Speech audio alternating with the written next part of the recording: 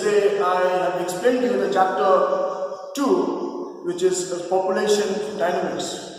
Yesterday we have learned that how the world is being distributed in the population of dynamics. And yesterday I have explained to you about the density of population. Now the density of population, as I explained to you, is the measuring of the number of people which is living in a unit area. Then we had seen also the area of high density, the areas of medium density, the areas of low density, and today I will be explaining you a very, very important part, factors affecting the population of a place. And the factors which are affecting the population of a place, there are three types which every student must keep in mind, right? And those three types are geographical factors, economic factors, and social factors. So please keep in mind geographical factors, economic factors, and social factors. Let us see the first factor. Now when we come to the geographical factors means what? It means the physical factors. Now geographical factors includes the relief features, the climatic conditions, natural vegetations, soils, and the availability of water. So my dear children, please underline these lines. These lines are very, very important. Okay? That geographical factors include the relief features. Relief features means the mountains, hills, lakes, valleys, okay? And the climatic conditions, natural vegetations, soils, and the availability of water. Now when we talk about this, okay, about the geographical factors, we must keep in mind the plains which is having maximum concentration of population because they are suitable for agriculture, industries, development of the roads and railways, and the constructions of buildings. Then we see the northern plains of India and the north of the China plains. The mountains and plateaus are not very suitable for human habitation. For example, these Andes, the Rockies, and the Himalayas, and also not forgetting the Tibet. Now we will see the geographical factors, the main aspects of the geographical factors. As I told you, one of them is climate, the second is soil, the third is water, and the fourth is natural vegetation.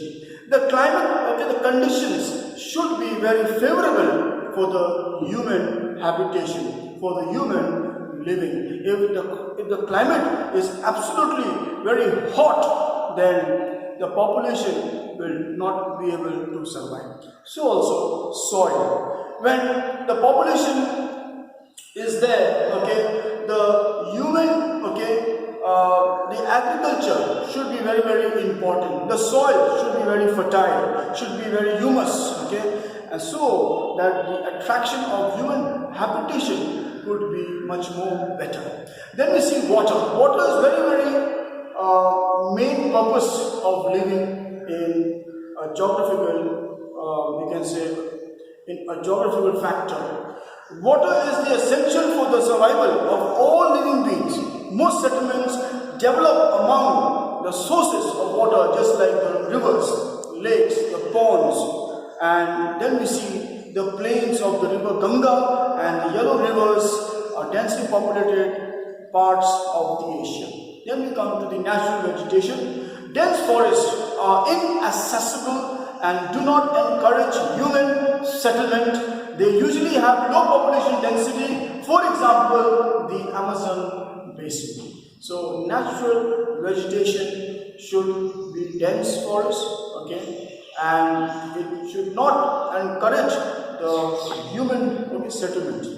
Then we see, okay, we have seen the first factor, we have seen the geographical factors. Now we see the economic factor, the second factor, which is the economic factor. And the economic factor plays a very, very important role in the population dynamics.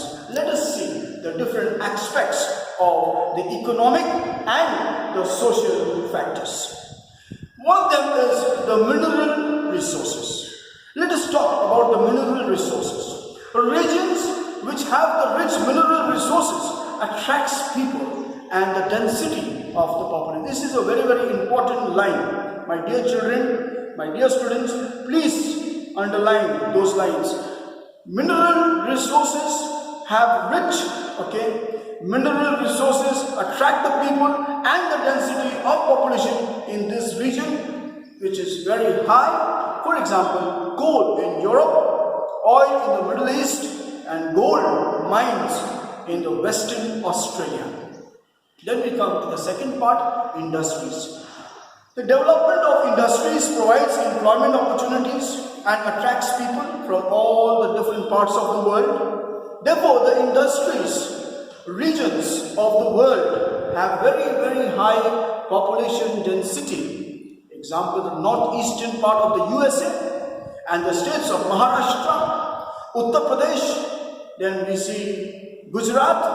These are the places where industries are very, very illustrious. Then we come to the third aspect of the economic and the social factor, which is the transport facilities. Now, regions which have good transport network, such as the plains, the coastal areas, they are densely populated because they support economic activities. So, transport plays a very, very dominant role, very, very important role in the, you can say, the population of dynamics. Then we come to the urbanization. Now, urban areas, they have better infrastructures. And they have a lot of job opportunities than the rural areas, which is a fact in India, right? Therefore, many people, they go to the cities. Many people, they go to the cities, why? Because for different kinds of jobs, right? Thus, the cities and the towns have a high density of population in comparison to the rural areas. Village areas, they are less of, there is a very less opportunity of job. So that is why most of the people, they migrate to different parts of the cities, of India, in order so that they can get better job opportunities.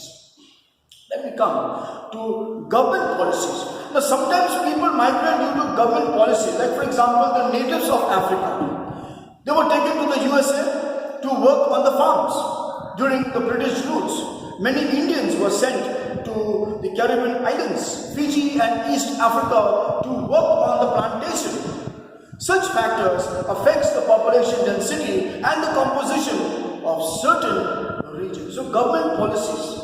Government, they make some kind of policies so that the migrants, the laborers, it may be laborers of all kinds, when they come to the different parts of the world, they have to abide by the rules and regulations, of that particular nation. Then only they will be able to work, then only the population density and the composition of the certain areas, they are affected. Then we see the geofact, After the Industrial Revolution in the late 18th century, there was a rapid growth in population and the world population reached about 1 billion. During the 1930s, it was 2 billion. By 1975, it was 4 billion and presently it has crossed the 7 billion mark. The main reason for this growth was that with the better food supplies and medicines, deaths were also on the decline, while the numbers of birth still remain very, very high. As today we can see, for example, the COVID-19, what is happening to the population? The population is decreasing. There are more deaths. There are more miseries because of this COVID-19, because of this virus. In this so many years, the number of deaths did not grow so high. But in this 2020, the number of deaths is so high. Why? Because of this man-made COVID-19.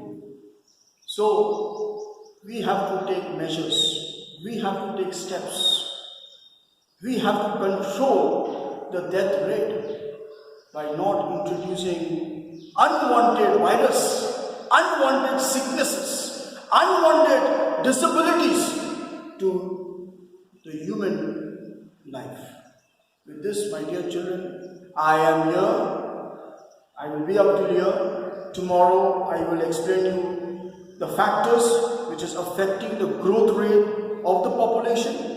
So I hope that my class you have understood, and if you really like my class, please like and subscribe my channel of TGI and DPS School. Do not forget, my dear children, whichever part of the world you are, if you have benefited my class,